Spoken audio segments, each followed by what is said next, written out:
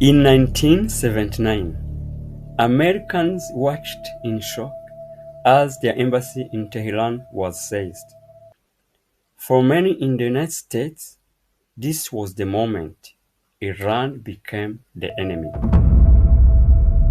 But historians say the story may actually begin 26 years earlier, with a covert operation few people knew about. For decades, the relationship between the United States and Iran has been defined by mistrust, confrontation, and competing memories of the past. Tonight, we ask a difficult question. When and how did the United States and Iran conflict actually begin? In the early 20th century, Iran, then often called Persia, was not hostile to the United States. In fact, many Iranian political figures saw America more favorably than older imperial powers such as Britain and Russia. By the early 1950s, Iran was a constitutional monarchy under Mohammad Reza Shah Pahlavi, but political power was shared with elected institutions, including parliament. In 1951, Iran's parliament selected a nationalist prime minister, Mohammad Mossadegh. Mossadegh soon made a decision that transformed Iran's relationship with the West. He nationalized Iran's oil industry. At the time, much of Iran's oil wealth was controlled by the British-owned Anglo-Iranian oil company, later known as BP. To many Iranians, nationalization meant something simple: control over their own resources. Nationalization was enormously popular inside Iran, but for Britain, it represented a direct threat to both profits and influence. An oil crisis followed, economic pressure increased, and Iran's international political struggle began to attract foreign intervention. In 1953, Britain and the United States supported a covert operation to remove Mossadegh from power. The operation became known as Operation Ajax. It involved British intelligence and the CIA. Through covert funding, political influence, propaganda, and support for military factions inside Iran, Mossadegh's government was overthrown. The Shah, the king, who had briefly fled during crisis, returned to power. Decades later, declassified documents confirmed Western involvement in the coup.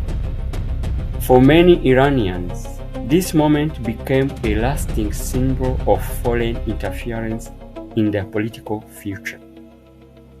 For many historians, it marks the first major rupture in modern US-Iran relations. After 1953, Iran became one of the United States' closest partners in the Middle East. During the Cold War, Washington viewed Iran as a strategic ally bordering the Soviet Union.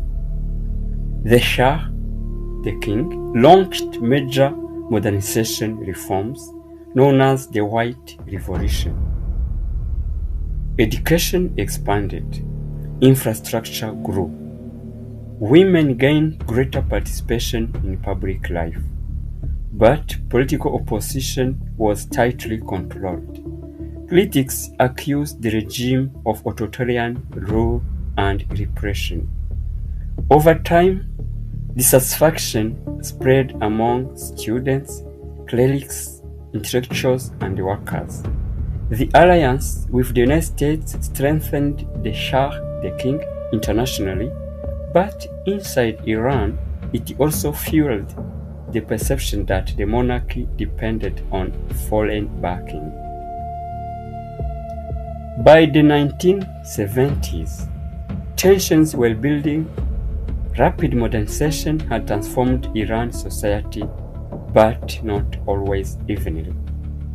Political repression, economic pressure, corruption, and resentment of foreign influence combined into a widening opposition movement.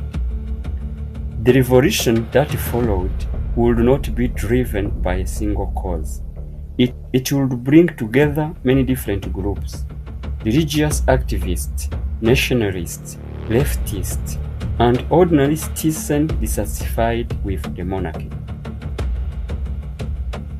In 1979, the monarchy collapsed during the Iranian Revolution.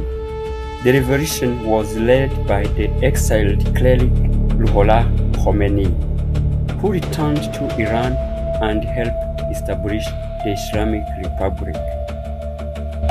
For many revolutionaries, this was more than the fall of a king. It was a rejection of dictatorship, inequality, and foreign domination. To supporters of the revolution, Iran was reclaiming control over its political identity and destiny. But relations with the United States were about to deteriorate even further. Historians still debate whether the 1953 coup was the decisive turning point in US-Iran relations. What do you think? Let us know in the comments. Later in 1979, militant students seized the US Embassy in Tehran. American diplomats were taken hostage.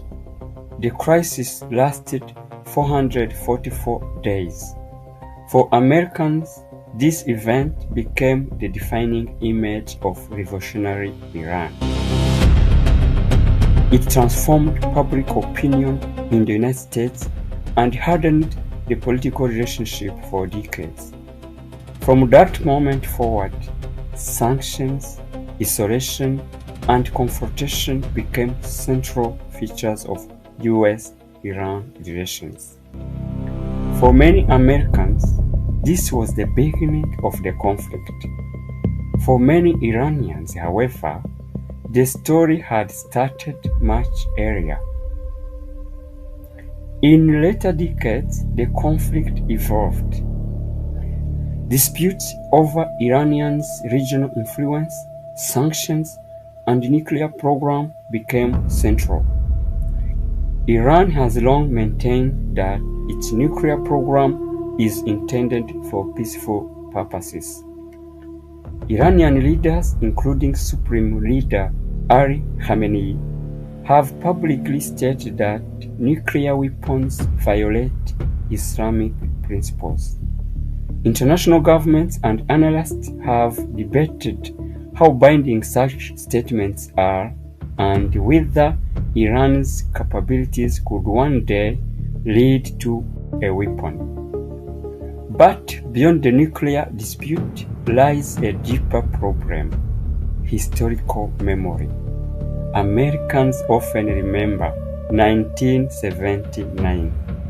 Many Iranians remember 1953. So when did the US-Iran conflict begin?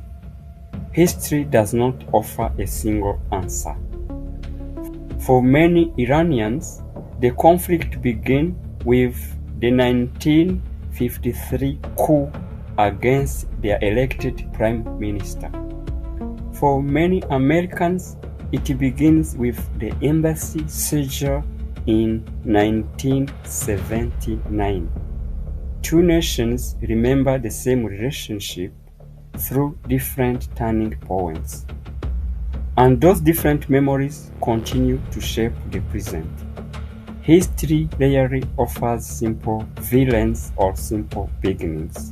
More than 70 years of history shaped the relationship between Iran and the United States. and the story is still unfolding. Understanding the food chain of events helps explain why this conflict has endured for generations.